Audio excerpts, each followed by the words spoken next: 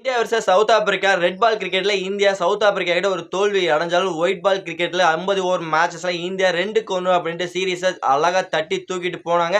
அதற்கெல்லாம் மறுபடியும் இந்தியாவை பழிவாங்கும் விதமா 5 T20 மேட்ச்ல நாங்க வந்து உங்களை பழிவாங்கும் விதமா வந்து பார்த்தீங்கன்னா சீரீஸை கைப்பற்றும் முனைப்புல சவுத் ஆப்பிரிக்கா மறுபடியும் ஒரு கம்பேக்கா உள்ள வர போறாங்க. பிளஸ் ஆனா இந்திய அது விடக்கூடாது.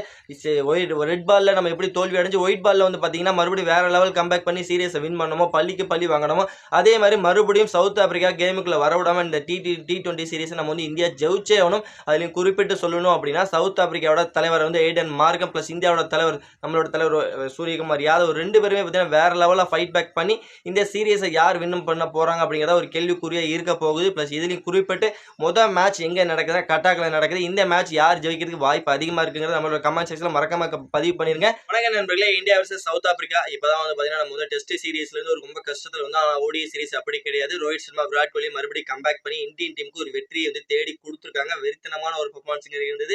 Virat Kohli back to back 100 அடிச்சது மட்டும் இல்லாம கடைசி மேட்ச் ஒரு வெறித்தனமான ஆட்டம் 40 பாலுக்கு 60 ரனுக்கு மேல ஸ்கோர் பண்ணி இந்தியாவை வெற்றி பாதைக்கு அழைத்து சென்றார். பிளஸ் எஸ்எஸ்வி என்று அதுக்கப்புறம் ரோஹித் அப்படின்ட்டு அவங்களோட காம்போ வேற மாதிரி இருந்தது. பிளஸ் ரோஹித் பர்ஃபார்மன்ஸ் இந்த ஓடியில் நல்லா இருந்தது. பிளஸ் விராட் கோலி பர்ஃபார்மன்ஸ் இந்த ஓடிஐ சீரிஸ் ஃபுல்லா வேற மாதிரி சும்மா மாசு காமிச்சுன்னு சொல்லும். இவங்க ரெண்டு பேரும் தான் வந்து பாத்தீங்கன்னா என்ன பொறுத்த வரைக்கும் இந்தியாவோட வெற்றிக்கு ரொம்ப ரொம்ப ரொம்ப ரொம்ப வித்திட்டவும் நம்ம வந்து சொல்லி ஏன்னா அந்த அளவுக்கு ஒரு வெறித்தனமான பர்ஃபார்மன்ஸ் கொடுத்ததுனால இந்தியா 2-1 அப்படின்ட்டு சீரிஸை பக்காவா தட்டி அசால்ட்டை தூக்கிட்டு போயிட்டாங்க.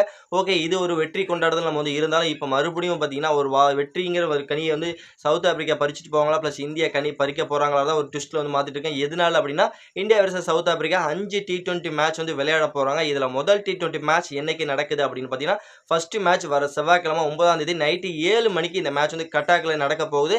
இந்த கட்டாக் ஒரு வேற லெவலா இருந்திருக்கு. பிளஸ் இந்தியனுக்கு ஒரு மோசமான ரெக்கார்டு வந்து கொடுத்துருக்கு கட்டாக் பிச்சை பொறுத்த வரைக்கும். ஆனா சவுத் ஆப்பிரிக்கா அப்படி கிடையாது. சவுத் ஆப்பிரிக்காவும் இந்தியாவும் இதே கட்டாக்ல இது வரைக்கும் 2 T20 மேட்ச் வந்து விளையாடி இருக்காங்க. மொத்தமாவே இந்த கட்டாக்ல 3 மேட்ச் தான் நடந்திருக்கு. அதுல இன்டர்நேஷனல் மேட்ச்ல அந்த 3 இன்டர்நேஷனல் மேட்ச்ல இந்தியாவும் சவுத் ஆப்பிரிக்கா 2 இன்டர்நேஷனல் மேட்ச் வந்து விளையாடிருக்காங்க. இதே கட்டாக்ல 2 மேட்சுமே இந்தியா இந்த வெனியில தோல்வி அடைஞ்சிருக்காங்க. 2 மேட்சஸ்லயும் சவுத் ஆப்பிரிக்கா இந்த வெனியில ஜெயிச்சிருக்காங்க. அது வந்து ஃபர்ஸ்ட் ஆஃப் ஆல் நோட் பண்ணிக்கே ஆகணும். பிளஸ் ஒரே ஒரு மேட்ச் இந்தியா இந்த வெளியில் ஜெயிச்சிருக்காங்க அப்படின்னா அது இலங்கைக்கு எதிராக ஒரு மேட்ச் மட்டும் தான் ஜெயிச்சிருக்காங்க. பிளஸ் இந்த வெனியூல இந்தியா ஒரு மோசமான ரெக்கார்டு இருக்கு. எஸ்பெஷலி சவுத் ஆப்பிரிக்கா அகைன்ஸ்டா அதை நம்ம வந்து ஃபர்ஸ்ட் குறிப்பிட்டு சொல்லி 2015 ஒரு தோல்வியை அடைஞ்ச சவுத் ஆப்பிரிக்கா அகைன்ஸ்டா இதே கட்டாக்ல பிளஸ் அதுக்கப்புறம் 2022லயும் பார்த்தீங்கன்னா இதே வெனியில சவுத் ஆப்பிரிக்கா அகைன்ஸ்டா ஒரு தோல்வி அடைஞ்சும் 2 மேட்சஸ்லயும் பார்த்தீங்கன்னா சவுத் ஆப்பிரிக்கா சேஸ் பண்ணி இந்தியா வந்து போட்டுலாம் கட்டினாங்க.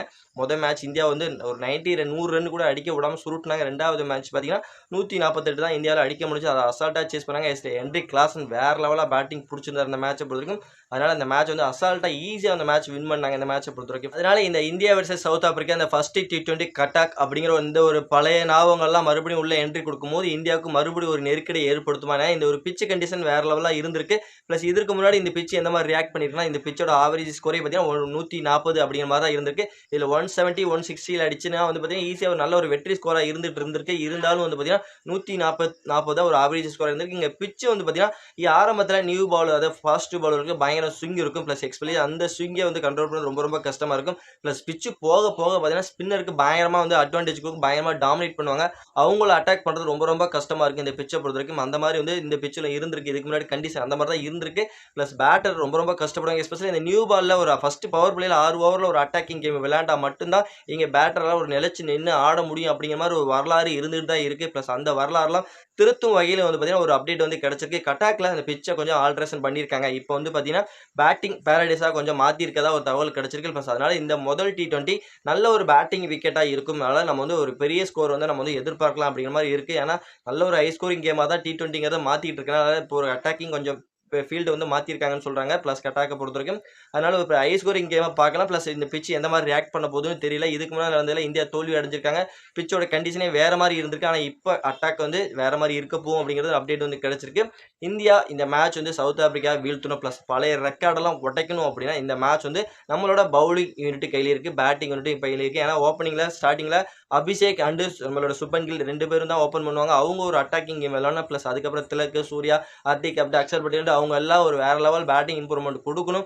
பிளஸ் பயங்கரமான ஒரு பெர்ஃபார்மன்ஸ் பண்ணணும். பிளஸ் பவுலிங்ல குல்தீப், வருண் சக்கரவர்த்தி, பும்ராண்டு போட்டு கலக்கினா மட்டும்தான் இந்தியா வந்து சவுத் ஆப்பிரிக்கா வீழ்த்த முடியும். ஏன்னா சவுத் ஆப்பிரிக்கா பயங்கரமா ஒரு ஸ்பிரிட் பயங்கரமா கேம் விளையாண்டுட்டு இருக்காங்க. பிளஸ் அவங்களோட கேம் வேற மாதிரி இருக்கு. பிளஸ் அவங்களோட பிளேயர் எல்லாம் பார்த்தீங்கன்னா பார்க்கவே நமக்கே பயமா இருக்கு. அந்த அளவுக்கு ஒரு குவாலிட்டியான கிரிக்கெட் விளையாண்டுட்டு இருக்காங்க. எஸ்பெஷலி நம்ம வந்து டெஸ்ட்ல பார்த்தோம். ப்ளஸ் வந்து ஓடிஐலயும் பார்த்துட்டோம். ப்ளஸ் வந்து இப்போ T20லயும் பார்த்தீங்கன்னா, அதே ஸ்குவாட்ல இருக்க பிளேயர் தான் இருக்கிறாங்க. மோஸ்ட் ஆஃப் த பிளேயர் அதுல தான் இருக்காங்க. அதனால அவங்க வந்து பயங்கரமா ஸ்பிரிட்டா விளையாடுறாங்க. ப்ளஸ் ஒரு நல்ல ஒரு டீம் யூனிட்ங்கிறது பயங்கரமா தெரியுது சவுத் ஆப்பிரிக்கா பொறுத்தவரைக்கும். அதனால வந்து யாருமே வந்து விட்டு குடுக்க மாட்டேங்கிறாங்க. அவ்வளோ சீக்கிரம் வந்து பார்த்தீங்கன்னா, எங்களோட கேம் முடிஞ்சு போச்சு. நாங்க வந்து தோல்வி அடைஞ்சுட்டோங்கிறத அவங்க ஒத்துக்க மாட்டேங்கிறாங்க. கடைசி வரைக்கும் போராடுறாங்க. கடைசி வரைக்கும் போராடி தான் இந்த தோல்வி அடையறாங்க. வந்து அசால்ட்டா அவங்க வந்து அவ்வளோ சீக்கிரம் வந்து கேம விட்டுட்டு அவங்க வந்து போற ஆள் கிடையாது அப்படிங்கிற மாரி, வேற மாரி இம்ப்ரூவ்மென்ட்டா வேற மாரி டீமா தெரிஞ்சுட்டு இருக்காங்க சவுத் ஆப்பிரிக்காவ.